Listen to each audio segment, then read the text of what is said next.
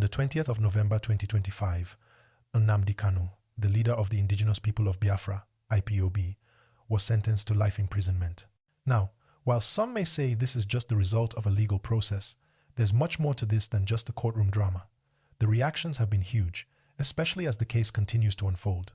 But the real twist in this story came after Kanu was transferred to a correctional facility in Sokoto, a northern state that's currently under severe security threats. From bandits to insurgents, Sokoto is a region struggling to maintain peace. And for many, the decision to move a man who's been in detention for over 5 years, someone whose case has drawn national and international attention, seems less like a routine transfer and more like an attempt to silence him. To move him so far from his family, legal team, and support network feels like a message is being sent. And here's where it gets tricky. Kanu has been a voice for the people of the Southeast, for those who believe their voices have been ignored. He has spoken out against the killings of innocent villagers, against the insecurity in parts of the country, and against the deep-rooted divisions between the North and South. Whether you agree with his methods or not, Kanu's agitation was born from the belief that his people deserve better. And now, with his transfer to Sokoto, some people are asking, is this justice, or is it another way of making sure his voice is never heard again? Now, don't get me wrong, there's a real issue here. Many Nigerians are asking themselves what one Nigeria truly means. If we are all supposed to be united, why would the government transfer someone from the south to the north, especially to a region that's struggling with its own security challenges? Why not keep him in a location where he can be closer to his family and legal team, and where he can be safer? This is the question many people are grappling with right now, and it's one that has sparked outrage, not just in the southeast, but across the country. And it doesn't stop there. General Asabuja, a human rights activist, has raised his voice, writing an official open letter calling for justice. In this letter, he addresses the Nigerian government, the international community, and even former U.S. Presidents Barack Obama and Donald Trump, urging them to intervene. He talks about the unfairness of Kanu's situation, calling on the United Nations, Amnesty International, and Human Rights Watch to take immediate action. This is no longer just about Nigeria, it's about global human rights. What's clear is that this case has become something much larger than just one man. It's about whether Nigeria, as a country, can live up to the ideals of justice, fairness, and unity. It's about whether the rule of law can be trusted, and whether the voices of those who feel marginalized will ever be truly heard. And that's where the international community comes in. Kanu's case isn't just a Nigerian problem, it's a global issue. When the world's human rights organizations are calling for intervention, it's a sign that something is wrong, and it's time for the international community to take a serious look at the situation. Kanu, after all, has supporters worldwide. He's not just a leader in the Southeast. He's a symbol for many who feel oppressed and unheard. But what about the leaders of the Southeast? Where are they in all of this? General Asabuja's letter also calls on them to speak up, to defend their own, to show that they stand with their people. For many, this is a test of leadership. The Southeast has often felt left out of the conversation when it comes to national issues, and this is the moment where their leaders can step forward and demand fairness, not just for Kanu, but for the people they represent. If the leaders of the Southeast remain silent, what does that say to their people? What message does it send to everyone watching this situation unfold? In times like these, the people need to know their leaders will fight for them, even when it's not easy. But beyond politics, this issue goes straight to the heart of Nigeria's identity. It asks the question, what does it mean to be Nigerian? If we are truly one, then we need to stand together when injustice is done, no matter who it affects.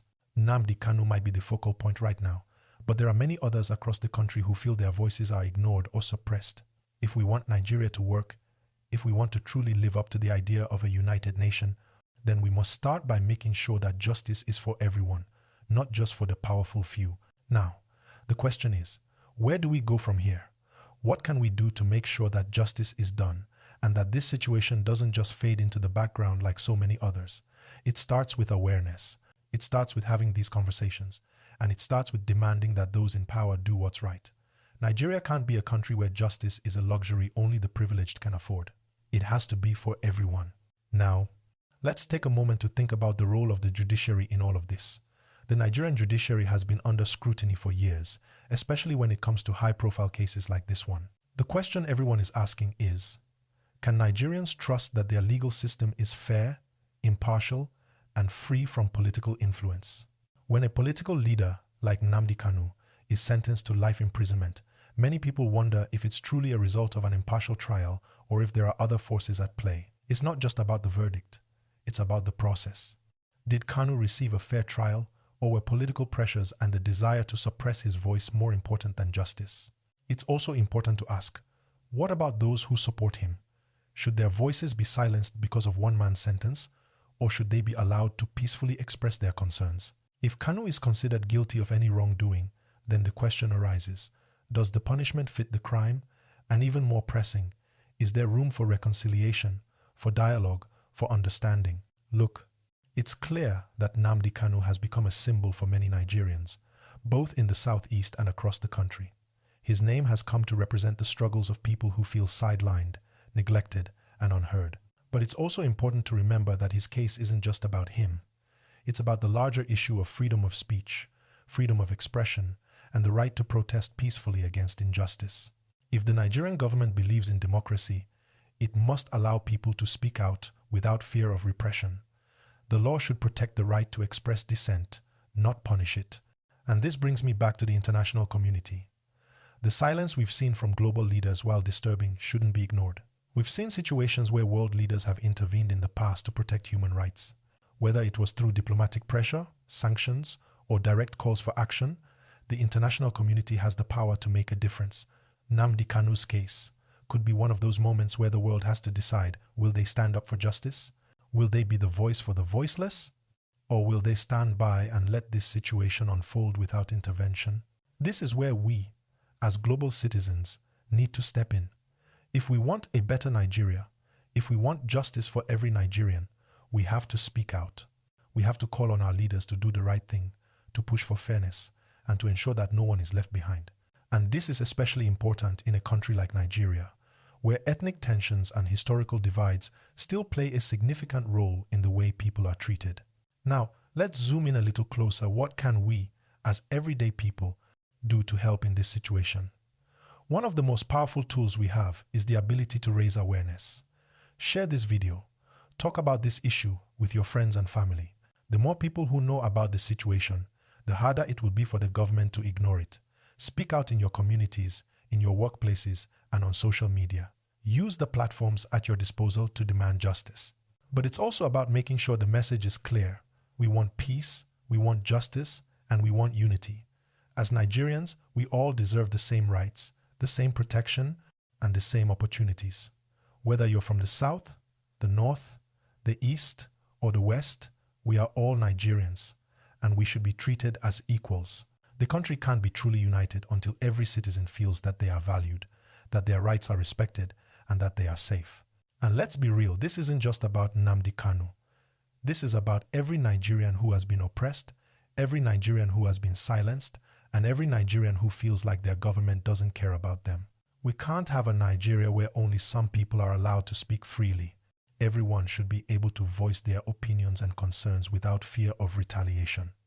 If Kanu is punished for speaking out, it sets a dangerous precedent for the rest of the country. So, we all need to think about how we want to be remembered in history. Do we want to be the generation that sat back and let injustice slide?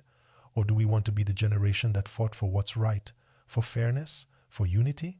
Because, honestly, this is bigger than just one man's case. It's about the future of Nigeria, and it's about making sure that future is one where everyone is treated with dignity and respect. And this is where our leaders must come in. I've said it before, but I'll say it again. Southeast leaders, your voices matter. You have the responsibility to stand up for your people, for Nnamdi Kanu, and for the values of justice and fairness that should define this country. We can't let political correctness or fear silence those who are meant to protect us. Your silence or lack of action is seen by many as a betrayal. So it's time to step forward and stand on the side of justice. Because here's the thing, if we don't stand up for one another now, when will we? When will we take a stand for the rights of every Nigerian, no matter their ethnicity, religion, or background? When will we ensure that the country we leave behind is one where justice is truly for all? Because the truth is, this fight is bigger than just one person. It's a fight for the soul of Nigeria. And I'm sure you'll agree with me when I say, Nigeria deserves better. Every Nigerian deserves better. With the attention this case is receiving globally, it's important that we stay informed. We have to be vigilant. We have to keep the pressure on, and we have to make sure that our leaders know that we are watching, whether it's through peaceful protests, petitions, or simply talking about it. We must ensure that the voices of those who are calling for justice are heard. And if we want to make sure that this doesn't happen to anyone else in the future, we must be unafraid to speak out when we see injustice happening, no matter where it occurs or who it affects. Because at the end of the day, we all have a role to play in making Nigeria a country where justice isn't just a word, it's a reality for everyone.